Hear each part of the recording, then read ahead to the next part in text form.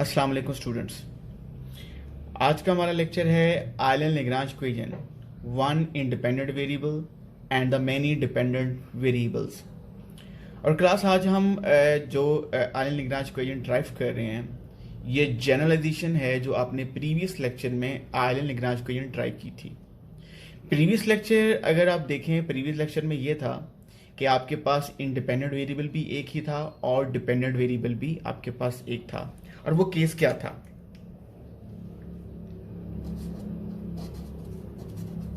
It is the generalization of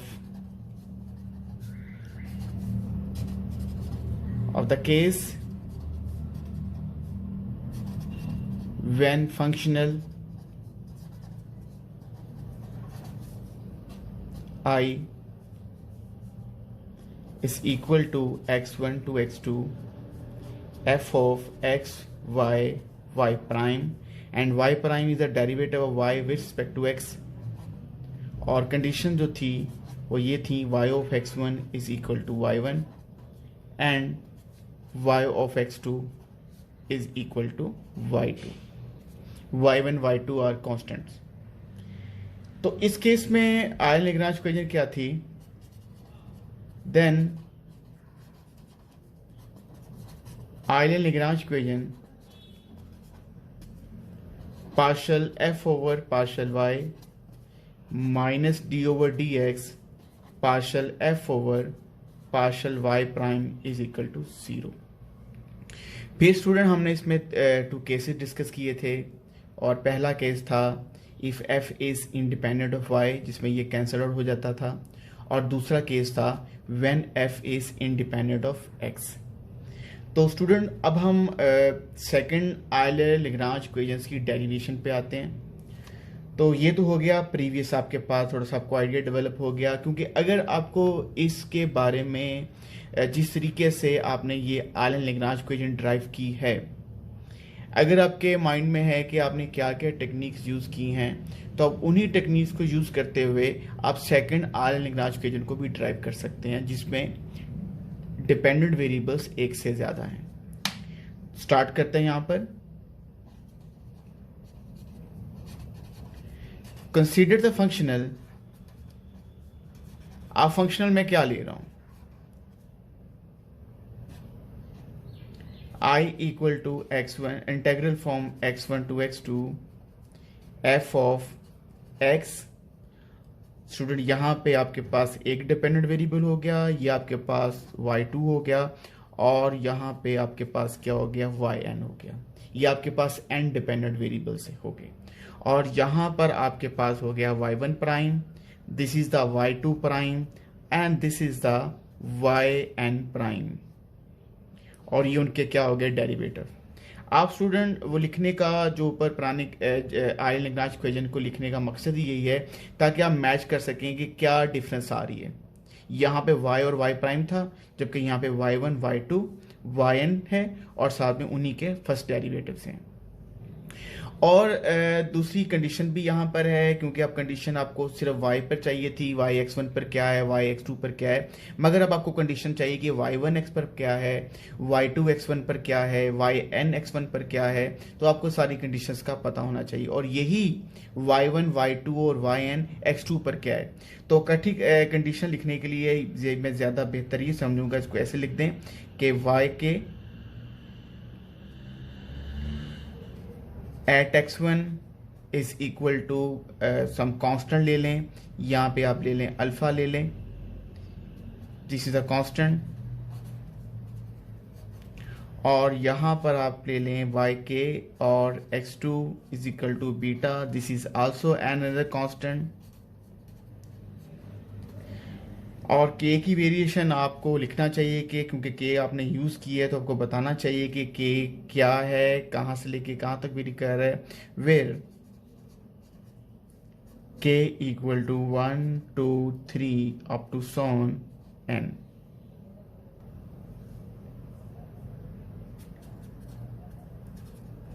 In order to derive Euler-Lagrange equation,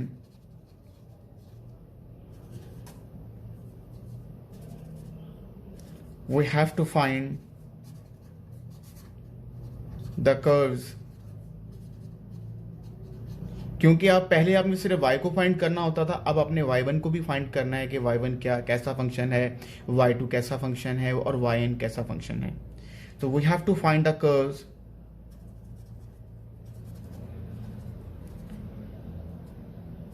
which make the functional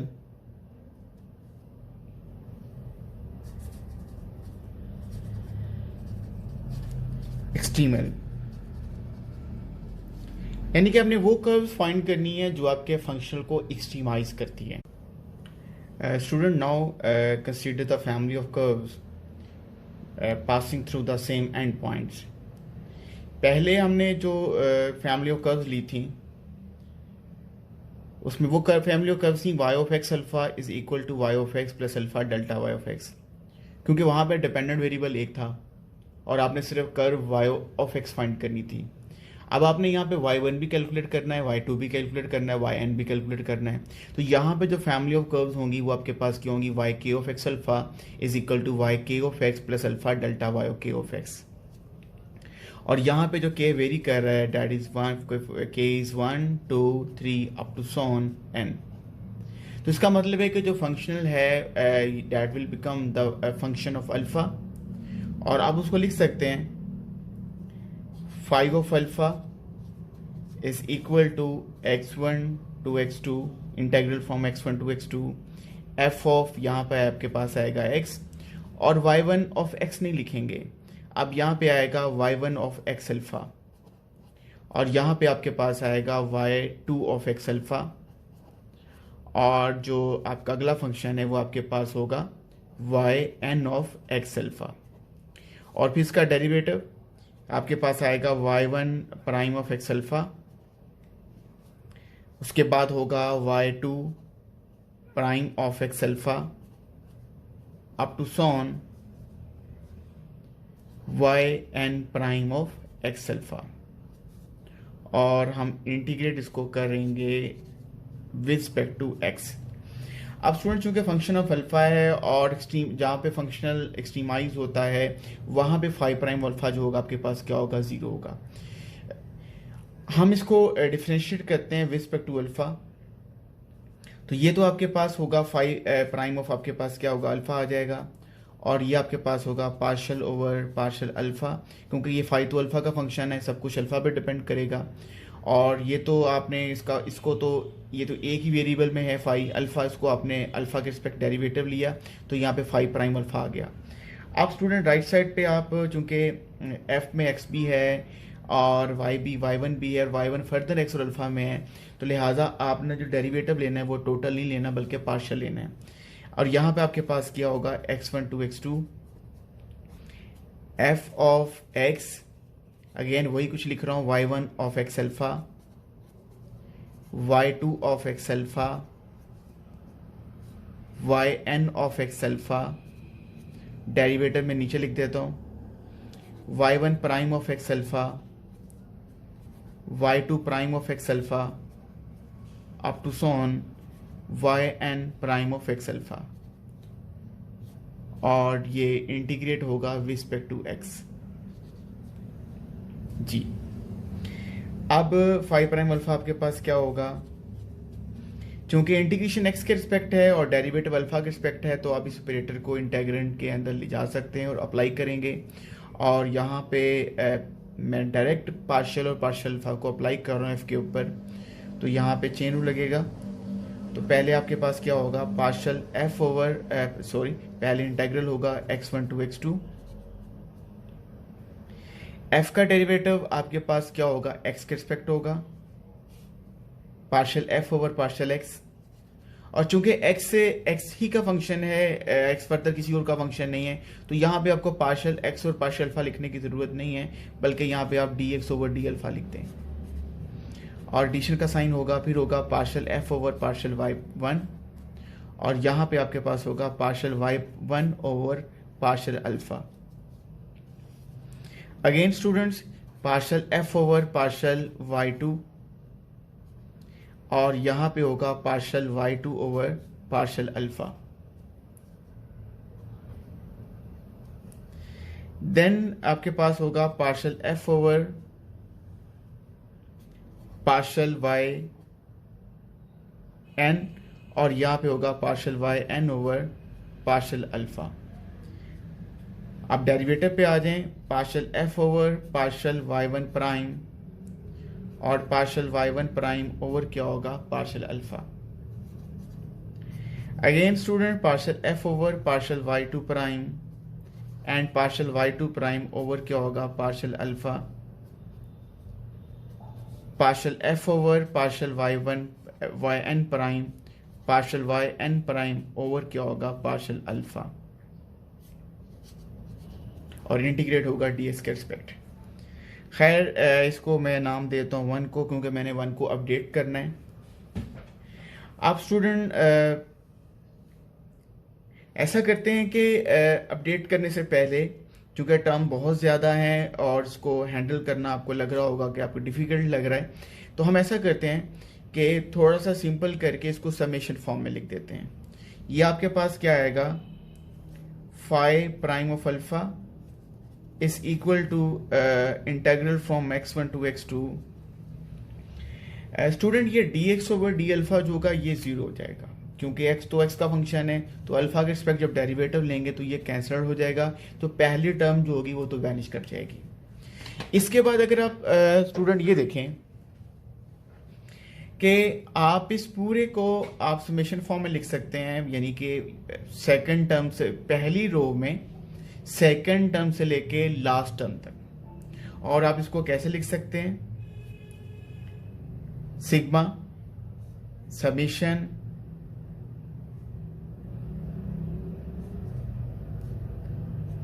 k from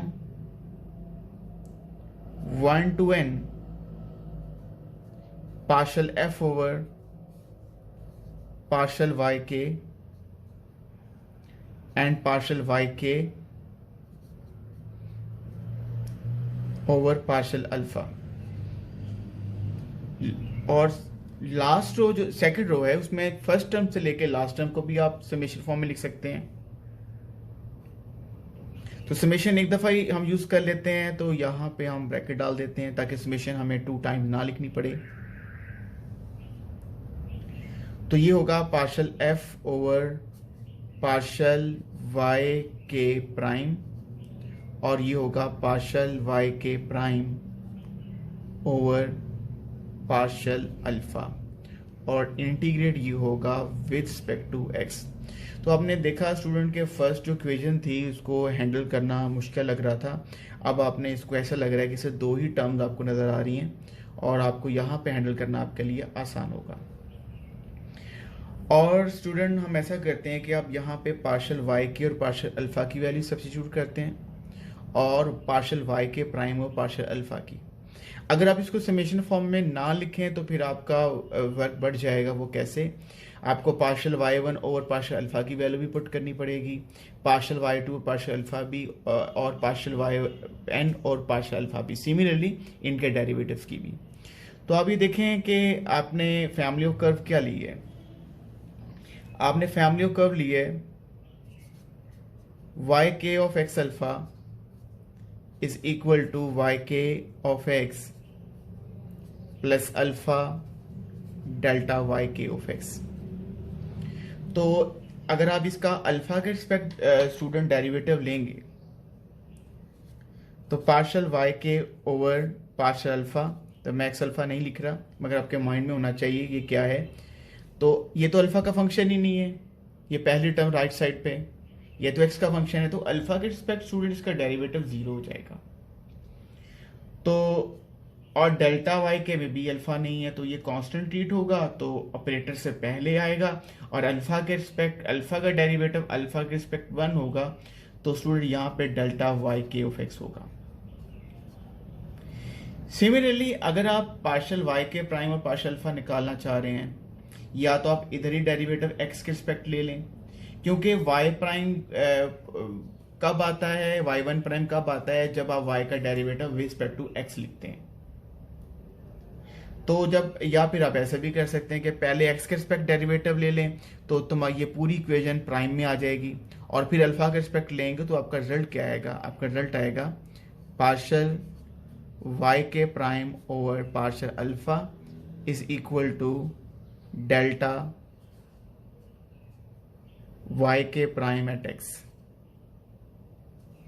तो student मैंने first question को update करना था तो मैं नहीं कर सका, मैंने फर्स्ट क्वेश्चन को सिंपल किया और सेकंड इक्वेशन बनाई, तो लिहाजा मैं फर्स्ट इक्वेशंस को से सेकंड बनाने के बाद मैं सेकंड इक्वेशन में पार्शल वाई के और पार्शल अल्फा की जगह पे डेल्टा वाई के एक्स लिख दूंगा, और पार्शल वाई के प्राइम और पार्शल अल्फा की जगह पे डेल्टा वाई के प्राइम लिख दूंगा। लेकिन स्टूडेंट इससे पहले चूंकि मैंने इंटीग्रेट करना है, और इंटीग्रेट करने के लिए मुझे अपर लिमिट भी चाहिए और लो लिमिट के ऊपर भी फंक्शनल वैल्यू चाहिए क्या आ रही है। तो स्टूडेंट आपको अब जो आपके पास वैल्यूज़ दी हुई हैं, बाउंड्री कंडीशन दी हुई है, वो दी हुई है कि y1 x1 पे कांस्टेंट आता है, y2 भी x1 पे कांस्टेंट आता है। तो लेकिन चूंकि अब यहाँ पे डेल्टा वाई के आ रहा है या डेल्टा वाई के प्राइम आ रहा है, तो स्टूडेंट अब आपको इस पे कंडीशंस का भी पता होना चाहिए कि डेल्टा वाई के जो है x1 पे क्या वैल्यू देता है और डेल्टा वाई के x2 पे क्या वैल्यू देता है।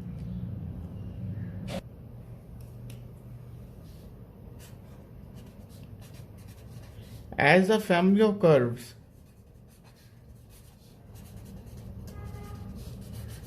passing through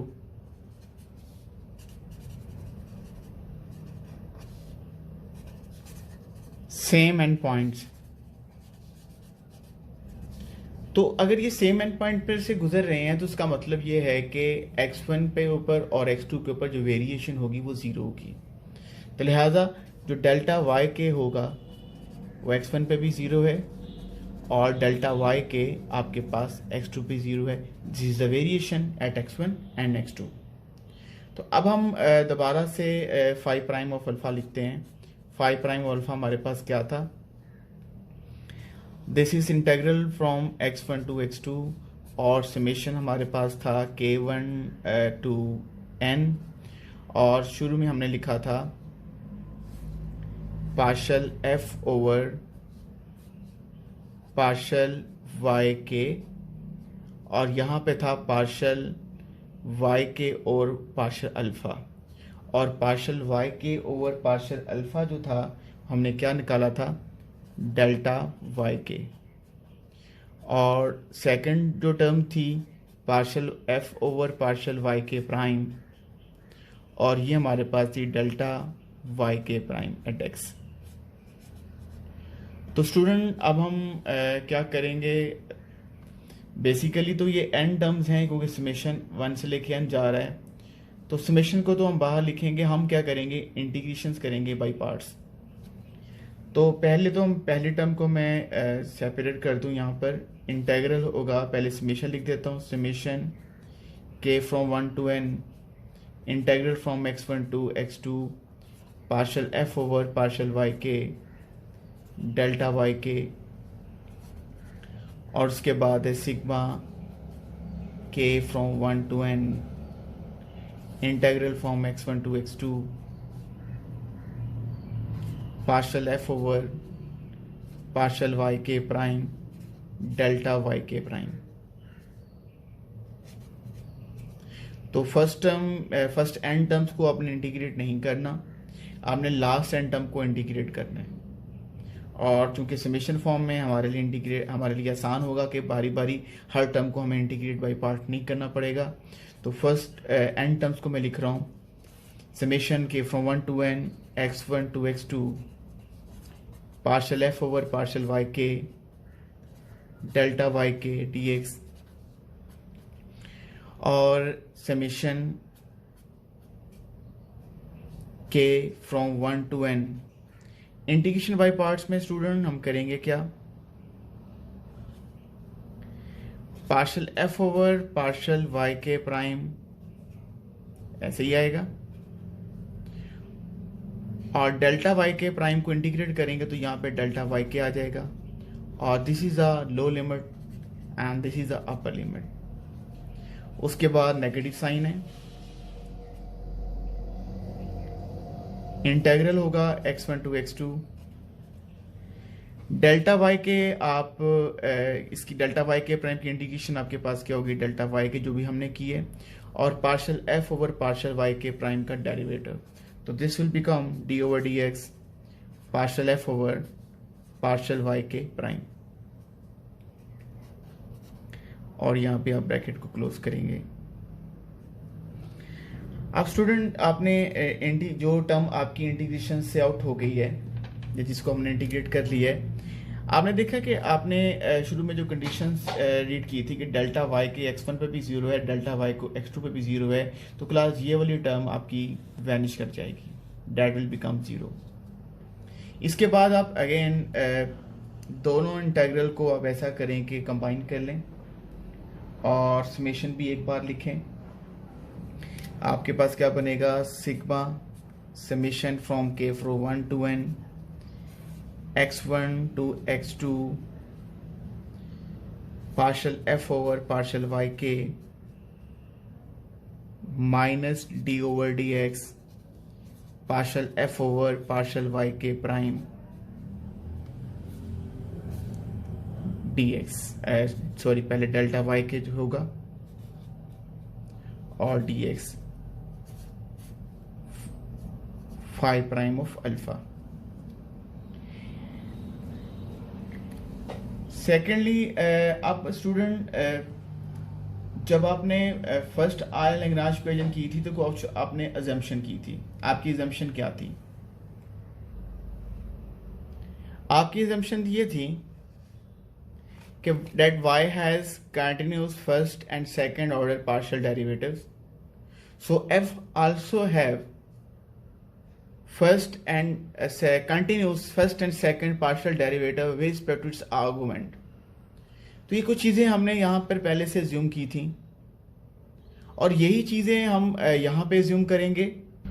वो अजम्पशन क्या है कि f किसका फंक्शन है स्टूडेंट? f फंक्शन है x का, y1 का, y2 का, yn का और उनके डेरिवेटिव्स का। तो इसमें अब अजम्पशन यहाँ पे ये आती है कि y1, y2 and yn have the continuous first and second order partial derivative। अगर y1, y2, yn के continuous first and second order partial derivative exist करते हैं तो f also has the continuous first and second order partial derivative with respect to its argument। और दूसरी बात ये है कि एक्सट्रीमल कर्व के लिए होता क्या है? For extremal curve phi prime of alpha is equal to आपके पास क्या होगा? 0। तो इसका मतलब क्या हुआ? इसका मतलब ये हुआ कि integral from x1 to x2 partial f over partial y k sigma, यहाँ पे मैंने समेशन लिखना है k from 1 to n minus d over d x partial f over partial y k prime into delta y k d x is equal to 0। Student मैंने आपको जब ये oil Lagrange equations derive की थी तो मेरा स्टार्टिंग का जो लेक्चर था वो था the fundamental theorem of calculus of variation. अब fundamental theorem of calculus of variation था क्या? इसमें आपके पास इंटेग्रल था a टू b और एक आपका पास काइंडस फंक्शन था phi of x in this kinds function in a b interval, और दूसरा आपके पास एक आर्बिट्रेरी फंक्शन था ईट ऑफ एक्स जो एंड पॉइंट में वैनिश करता था। और अगर ये इंटेग्रल 0 के इक्वल है तो हमने ये कहा था कि हमारा जो फाई ऑफ एक्स फंक्शन है वो ही 0 के बराबर है।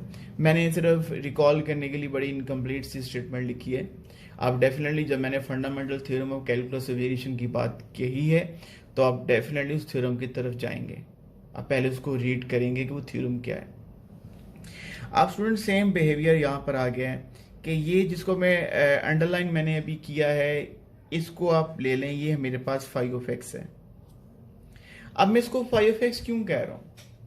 अगर तो ये x1 x2 इंटरवल के अंदर काइंडस है तब तो मैं इसको फाई ऑफ एक्स कहूंगा। बिल्कुल स्टूडेंट, फाई ऑफ एक्स ही है, क्योंकि y1 y2 yn have the continuous first and second order partial derivative. जब y1 y2 and yn having the continuous first and second order partial derivative, then f also having the continuous first and second order partial derivative with respect to its arguments. और दूसरा, इसको मैं जिसमें double line लिख रहा हूं, इसको मैं ईटा ऑफ एक्स कह देता हूं। क्योंकि ईटा ऑफ एक्स क्यों मैं मैच इसलिए कर रहा हूं ताकि आपको वो रिकॉल हो जाए मुकम्मल तौर पे थ्योरम कि जिसको मैंने ईटा एक्स का नाम इसलिए दिया है क्योंकि डेल्टा वाई के आपने देखा है कि डेल्टा वाई के x1 पे भी 0 आ रहा है और डेल्टा वाई के x2 पे भी 0 आ रहा है। तो जनाब डेल्टा वाई के वैनिश कर रहा है एंड पॉइंट्स के ऊपर, और ये पार्शियल एफ और पार्शियल वाई के minus d over d x partial f और partial y k prime, this is the continuous function in x1 x2 interval. तो यहां पर हम क्या अडॉप्ट करेंगे, ये करेंगे कि हमारा ये फंक्शन जो है पार्शियल एफ और पार्शियल, जिसको मैं फाई कह रहा हूं, यही किसके बराबर है, 0 के बराबर है।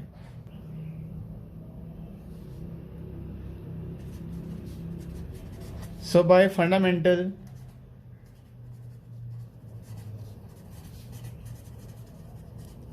theorem of variational calculus,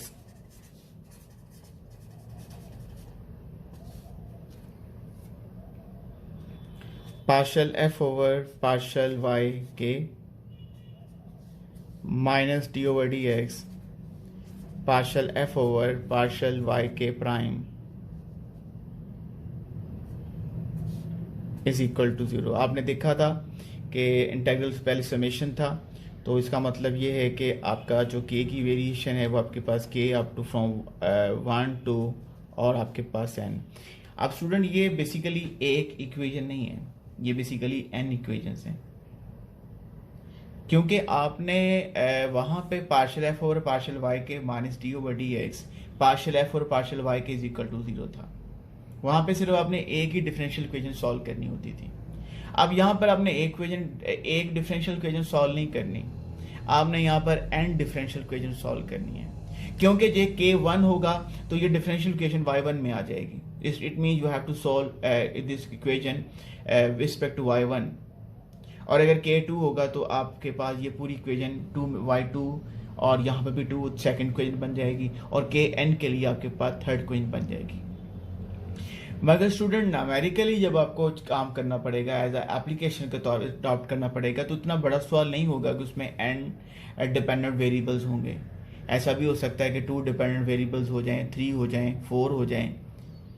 तो आपने अंडरस्टैंड करना है कि जब एक डिपेंडेंट वेरिएबल है तब आपने क्या करना है, और जब एक से ज़्यादा डिपेंडेंट वेरिएबल हैं तब आपने क्या करना है। आप स्टूडेंट, मैंने आपके सामने एग्जांपल लिखी है, और एग्जांपल में आपने एक्सट्रीमल कर्व फाइंड करनी है, और आप देख रहे हैं कि फंक्शनल आपके पास क्या है। इसमें y भी है, z भी है, और y प्राइम भी है, z प्राइम भी है। इसका मतलब ये है कि आपने सबसे पहले तो ये सजेस्ट करना है यहाँ पर f क्या है। यहाँ पे आपके पास f है क्योंकि y prime definitely derivative with respect to x है। तो उसके बाद आपका एक डिपेंडेंट वेरिएबल y है, और स्टूडेंट दूसरा डिपेंडेंट वेरिएबल आपके पास z है, और y प्राइम है, और यहाँ पर क्या z प्राइम है। तो स्टूडेंट इसका मतलब है कि आपने जो डिफरेंशियल इक्वेशन सॉल्व करनी है वो 2 करनी है, for y and for z। और आप नोट करें कि अब यहाँ पे y1 y2 नहीं बल्कि y1 की जगह पर y है, और y2 की जगह पर यहाँ पर z होगा।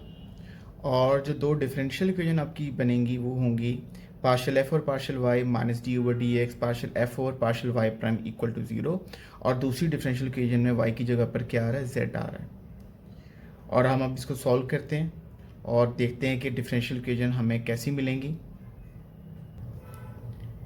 जी f हमारे पास क्या है, f हमारे पास है y prime square z square and 2yz। और हमने सबसे पहले ऐसा करना है कि f का y के रिस्पेक्ट और f का z के रिस्पेक्ट डेरिवेटिव ले लेना है। तो partial f over partial y आपके पास क्या होगा, तो ये y प्राइम है, z प्राइम 0 हो जाएंगे, y के रिस्पेक्ट लेंगे 1 और यहाँ पे क्या आ जाएगा 2z आ जाएगा। और इसी तरह से partial f over partial z जब आप लेंगे तो आपका रिजल्ट क्या होगा, ये फर्स्ट टर्म का डेरिवेटिव भी 0, सेकंड टर्म का भी 0, z के रिस्पेक्ट 1, 2y कांस्टेंट, यहाँ पे 2y आ जाएगा। और पहली आपकी डिफरेंशियल इक्वेशंस क्या है, partial f over partial y minus d over d x partial f over partial y prime is equal to 0। और दूसरी डिफरेंशियल इक्वेशन आपके पास क्या है, partial f over partial z minus d over d x partial f over partial z prime is equal to 0। यहाँ पे मैंने y के रिस्पेक्ट तो डेरिवेटिव ले लिया है, तो मुझे y प्राइम के रिस्पेक्ट भी डेरिवेटिव ले लेना चाहिए था। तो partial f over partial y prime क्या होगा, इसमें y प्राइम नहीं 0, y प्राइम नहीं है 0, y प्राइम स्क्वायर का डेरिवेटिव y प्राइम के लिहाज से सिर्फ 2y प्राइम होगा। और partial f over partial z prime आपके पास क्या होगा, z प्राइम स्क्वायर का डेरिवेटिव z प्राइम के रिस्पेक्ट 2z प्राइम होगा, और बाकी किसी भी टर्म में z प्राइम नहीं है तो उनका डेरिवेटिव 0 हो जाएगा। तो पार्शल f और पार्शल y की जगह पर आ जाएगा 2z आ जाएगा, और ये आपके पास होगा डी ओवर डी एक्स होगा, पार्शल f और पार्शल y प्राइम आपके पास होगा 2y prime is equal to 0, और फर्दर 2 से आप डिवाइड कर दें तो ये z होगा, और ये बन जाएगा y double prime is equal to 0।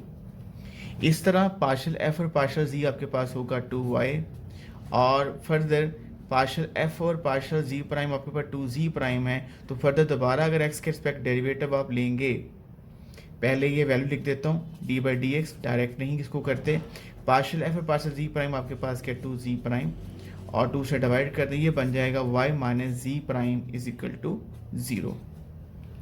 तो क्लास ये इतना मुश्किल नहीं है, आप इसको बड़े आराम से सॉल्व कर सकते हैं।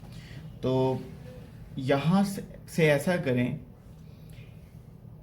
कि z की वैल्यूज निकाल लें, क्योंकि यहाँ पे एक छोटी सी मिस्टेक हुई है, यहाँ पे y minus z prime equal to 0 होगा, या तो y equal to z prime निकालें, चलें y is equal to z double prime निकाल लेते हैं, डबल प्राइम, और इसके बाद y डबल प्राइम आपके पास क्या होगा, ये z का 4 डेरिवेटिव हो जाएगा। अब वन इक्वेशन आपके पास क्या बन जाएगी, ये तो z होगा, और y डबल प्राइम की जगह पे आ जाएगा minus z the 4 derivative is equal to आपके पास क्या होगा 0। अरेंज करना है, अरेंज करने की ज़रूरत तो नहीं है, पर अरेंज कर देता हूँ, z 4 derivative minus z is equal to 0। और आप स्टूडेंट इसी तरह से स्टूडेंट आप करेंगे क्या, क्योंकि कंडीशन आपकी y में भी है और कंडीशन आपके पास z में भी है,